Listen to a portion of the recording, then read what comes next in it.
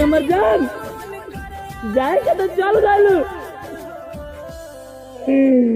लेकिन चल बर राहत नहीं के दिल में इतना दर्द बनवा हमर जान जे कोई से कहत नहीं के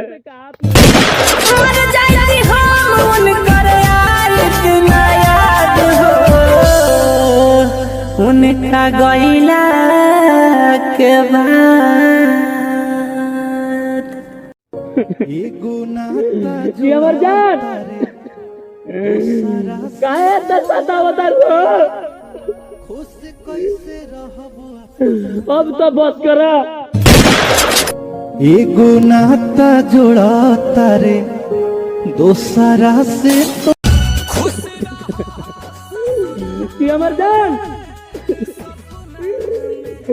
जाए के तो चल गलू प्लीज हमर जान अब तो सतावल छोड़ दा जाए के तो चलिए गइलू